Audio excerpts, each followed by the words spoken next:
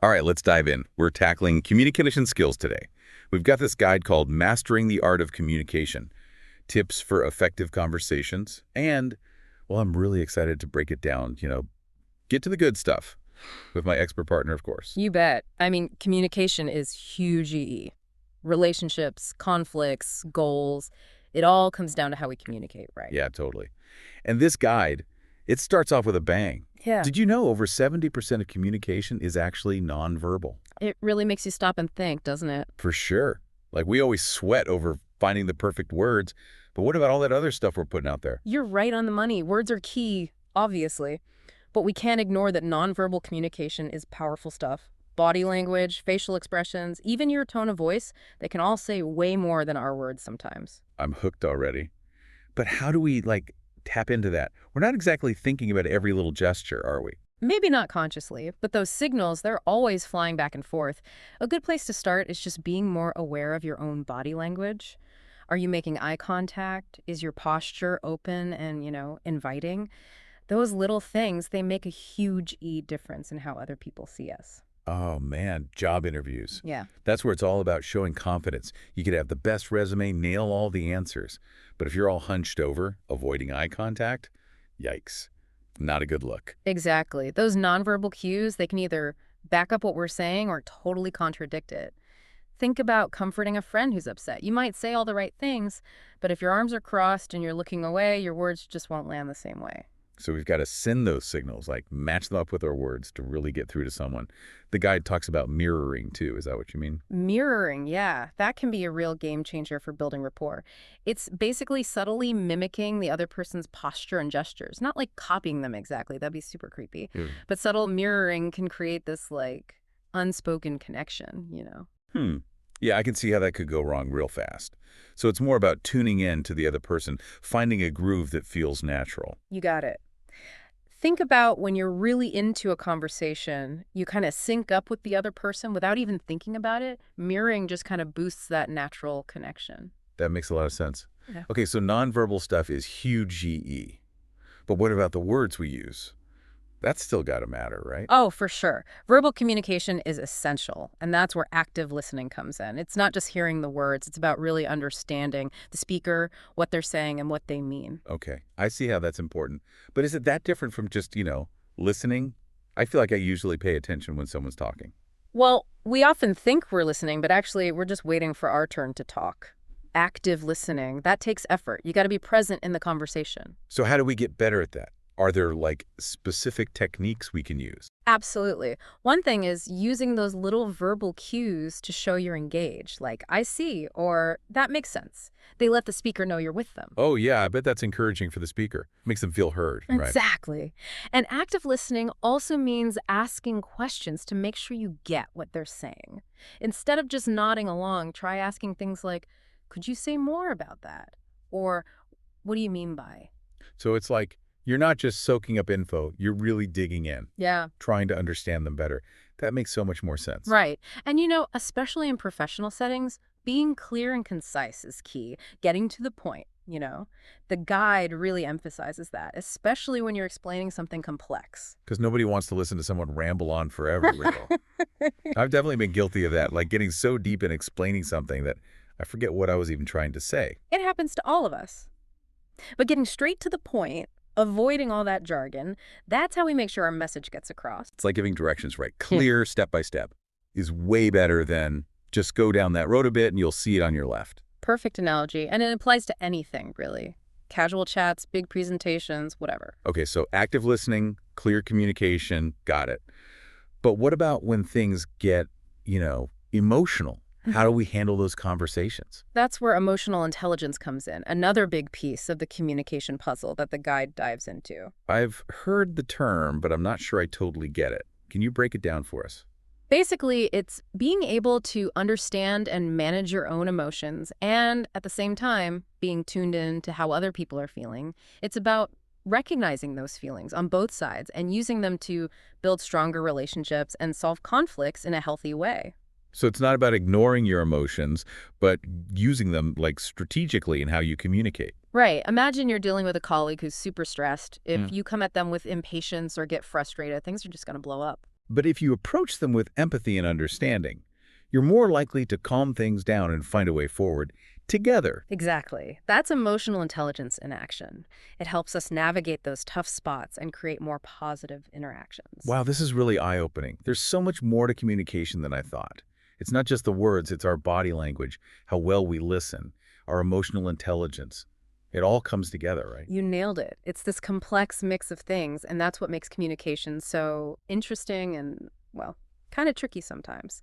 But there's still so much more to discover. I'm ready for it. Let's keep digging into those communication gems. Okay, so we've covered nonverbal cues, active listening, and even emotional intelligence. But this guide, it brings up another key ingredient, adaptability. Adaptability, like being flexible with how we talk to people. Yeah, exactly that. It's about shifting your communication style depending on the situation. Who are you talking to? What's the point of the conversation? What's the right tone, the right level of formality? All that. Okay, I'm starting to get it. Like, you wouldn't email your boss the same way you text your friend. Right. That's a perfect example. A formal email, that needs a totally different approach than a casual chat. It's like you wouldn't wear a suit to the beach or, a swimsuit to a business meeting, right? Uh-huh. Definitely not. So it's about picking the right communication, like outfit for the occasion. Love that analogy. And being adaptable also means being aware of cultural differences. What's polite in one culture might be totally off base in another. Oh, wow, that's a really good point. So it's not just about tone and language, it's about understanding the whole cultural context. Exactly. It's all about knowing your audience and tailoring your communication to what they need and expect. This is making me realize how much thought goes into actually communicating well. It's not something you could just like wing it. Right. And don't forget, communication is a two-way street. It's not just about how you get your message across, but also how you take in information from other people. Okay, I'm feeling like a communication detective now, looking for all the clues and signals. Speaking of tricky stuff, what about conflict resolution? The guide mentions that as a key communication skill, but it seems like something a lot of people just try to avoid. It's natural to want to steer clear of conflict, but disagreements, they happen in any relationship. The key is knowing how to deal with those conflicts in a way that's actually productive. So instead of running away from conflict, it's about, like, knowing how to handle it. Exactly. Think of conflict as a chance to see things from different perspectives and come up with new solutions. The guide actually lays out a four-step process for resolving conflicts. Oh, I'm all ears. Tell me more. First thing is staying calm. When emotions are running high, it's easy to get caught up in the moment and say things you regret later. Take a step back, cool off, and you'll be able to think more clearly. Yeah, like that saying, never send an email when you're angry. Exactly. Second step is active listening, which we talked about earlier. You have to really try to understand where the other person is coming from, even if you don't agree with them.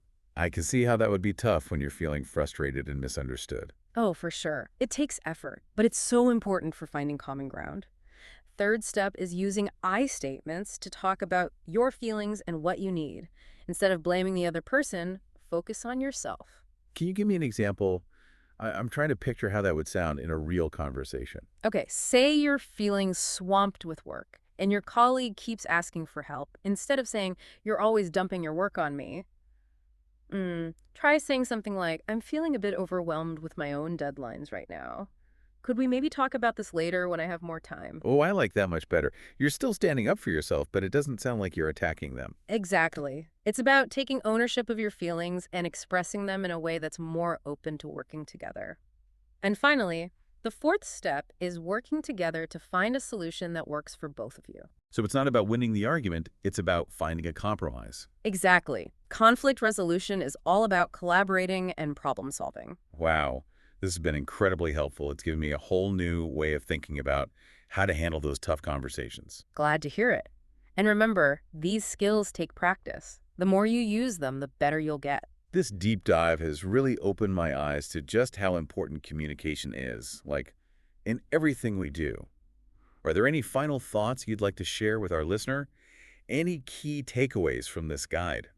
Man, we've covered a lot of ground, haven't we? Body language, active listening, Emotional intelligence, it's obvious now. Communication, it's a pretty complex skill. It really is. And the guide, it makes a great point. Mastering communication, it's a lifelong thing. We're Hmm. always learning and adapting and tweaking how we communicate. Actually, that makes me feel better. Like, I don't have to be perfect at it right away, right? Yeah. It's more about growing and getting better over time. Exactly. Every interaction, every conversation, it's a chance to practice and refine your skills. So what's next? How can people actually use all the stuff we've talked about? Well, the guide says there's no magic formula. The key is figuring out what you want to improve on and then focus on developing those specific skills. So instead of trying to do everything at once, maybe just pick one or two things to really work on. That's a great idea. Like, if public speaking is your weakness, join Toastmasters or take a class. If you want to be a better listener, practice those verbal cues and asking clarifying questions that we discussed earlier. Right. It's like learning anything new, break it down to smaller, easier steps.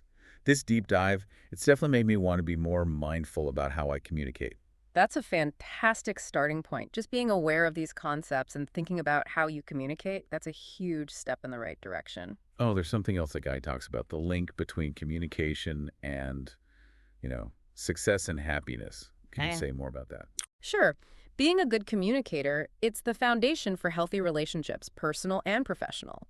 When you communicate well, you can express your needs, work through disagreements, and build trust. And that leads to like more happiness and fulfillment in every part of your life. Precisely. And it's not just personal stuff. Good communication is critical for success at work, too. It can help you land a great job, get your ideas across, and move up in your career. It's like communication is the key to, well, everything. You got it. It allows you to connect with others, build those meaningful relationships, and achieve your goals. Well, this has been an awesome deep dive into the world of communication. I feel like I've learned so much. I've enjoyed exploring this with you. And remember, this journey to becoming a better communicator, it's never really over. Just embrace the process, be patient, and celebrate every win along the way. Love that.